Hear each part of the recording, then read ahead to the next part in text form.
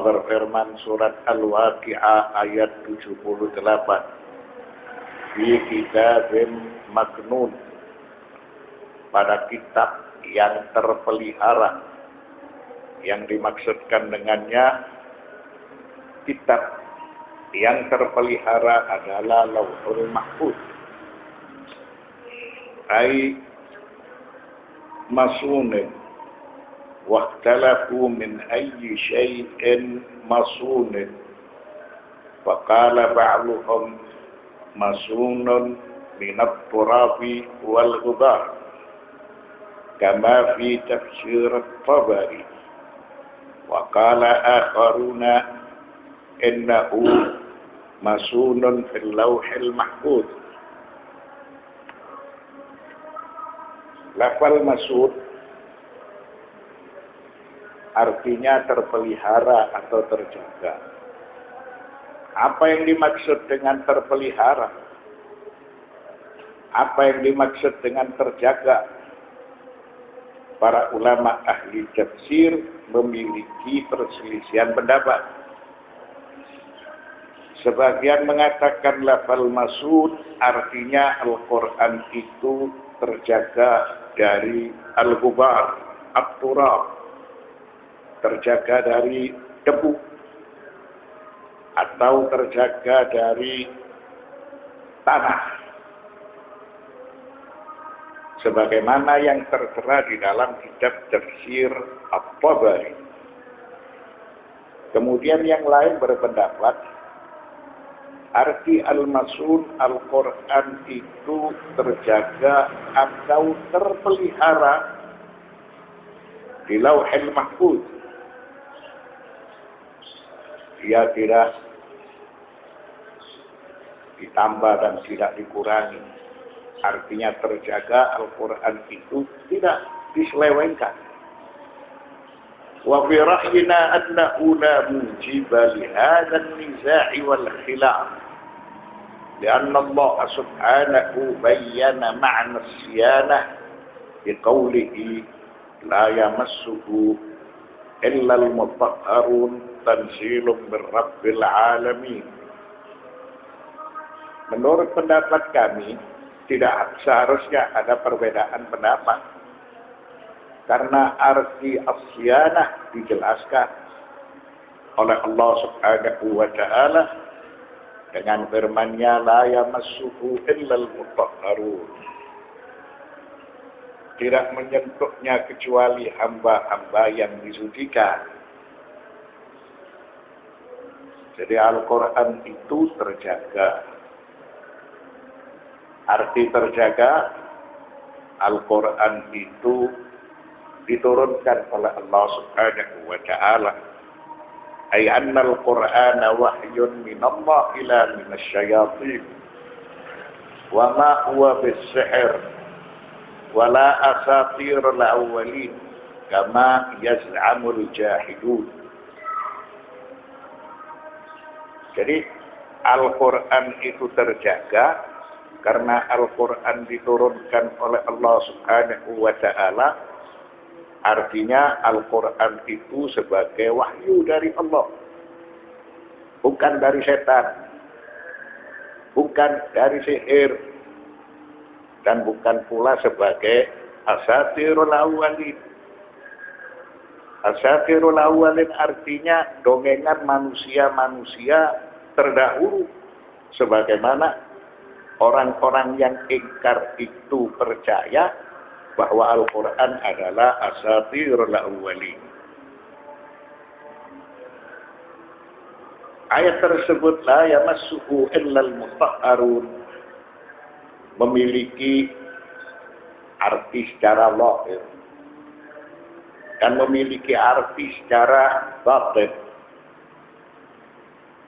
Arti secara lahir, واتفق فقهاء المذاهب على تحريم مس كتابة القرآن إلا للمتطهر المتوضئ واختلفوا في كتابته وتلاوته لغير الطاهر. Para fuqaha bersepakat bahwa haram menyentuh tulisan Al-Quran kecuali dalam keadaan suci atau dalam keadaan berwudu. Ini sudah menjadi kesepakatan semua. Menyentuh tulisan Al-Quran harus dalam keadaan suci, baik dari hadas kecil ataupun dari hadas besar. Hadas besar yang berhubungan dengan masalah mati, sedangkan hadas kecil yang berhubungan dengan masalah berwudu. Siapapun yang menyentuh tulisan Al-Quran harus dalam keadaan suci atau dalam keadaan berwudu. Dan mereka berselisih pendapat boleh atau tidak menulis Al-Quran dan membaca Al-Quran bagi orang yang tidak dalam keadaan suci.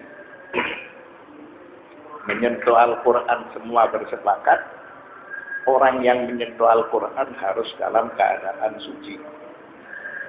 Adapun menulis Al-Quran atau membaca Al-Quran, maka ini didapatkan perselisihan pendapat. Wa qala al-Hanafiyah la tajuzu kitabatuhu wa tajuzu tilawatuhu lahu an dhahri qalbin. Menurut pendapat Hanafiyah, tidak boleh menulis Al-Quran kecuali dalam keadaan suci. Dan boleh membaca Al-Quran, dia tidak dalam keadaan suci atau dia bukan dalam keadaan berwudu. Jadi tidak boleh menulis Al-Quran kecuali dalam keadaan suci, dan boleh membaca Al-Quran walaupun tidak dalam keadaan suci. Tidak berbeda apakah dia membaca karena dia itu hafal, atau dia melihat tulisan. Jelasnya hanya sekedar membaca saja boleh, walaupun tidak dalam keadaan suci. Wa qala Syafi'iyya la tajuzu kitabatuhu wa la tilawatuhu illa biqasdi dzikri kat-tasmiyati 'ala al-'aqli. Menurut pendapat Syafi'iyah tidak boleh menulis Al-Quran kecuali dalam keadaan suci. Begitu juga tidak boleh membaca Al-Quran kecuali dalam keadaan suci. Boleh membaca Al-Quran tidak dalam keadaan suci menurut Syafi'i biqasdi dzikri kat-tasmiyati 'ala al-'aqli. Itu hanya bacaan zikir, rutinitas. Ketika seseorang membaca basmalah pada saat dia hendak makan, atau alhamdulillah setelah makan. Jadi menurut pendapat Syafi'iyah, tidak boleh menulis Al-Quran kecuali dalam keadaan suci. Begitu juga tidak boleh membaca Al-Quran kecuali dalam keadaan suci. Boleh tidak dalam keadaan suci biqasdi dzikri katasmiyati 'ala al-akli. Itu sudah menjadi rutinitas. Seperti dia membaca basmalah ketika akan makan. Alhamdulillah setelah dia selesai makan. Wa qala al-Malikiyah la tajuzul kitabatu wa tajuzut tilawatu an hadirin wa dhahri qalbin. Menurut pendapat Malikiyah, tidak boleh menulis Al-Quran kecuali dalam keadaan suci. Tapi boleh membaca Al-Quran walaupun tidak dalam keadaan suci. Tidak ada beda apakah dia menghafal Al-Quran atau dia membaca Al-Quran. Maka menurut Malikiyah, itu hanya terbatas menulis Al-Quran kecuali dalam keadaan suci. Apabila dia membaca, tidak berbeda dia menghafal Al-Quran atau tidak, maka itu diperbolehkan walaupun tidak dalam keadaan suci. Wa qala al-Hanabilah la tajuzu kitabatuhu wa yajuzu hamluhu hirzan bihailin. Menurut pendapat Hanabilah, tidak boleh menulis Al-Quran dan boleh membaca dan boleh membawa Al-Quran sebagai iris dengan catatan Al-Quran yang dibawa itu beralaskan kain atau sesuatu yang lain.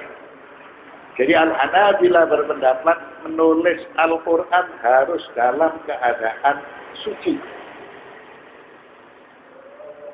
Bagaimana dengan membaca Al-Quran? Membaca Al-Quran boleh walaupun tidak dalam keadaan suci. Al-Hanabilah berpendapat wa yajuzu hamluhu hirzan bihailin.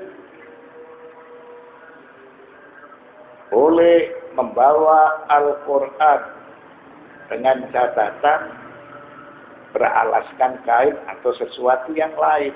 Jadi tulisan itu tidak tersentuh secara langsung.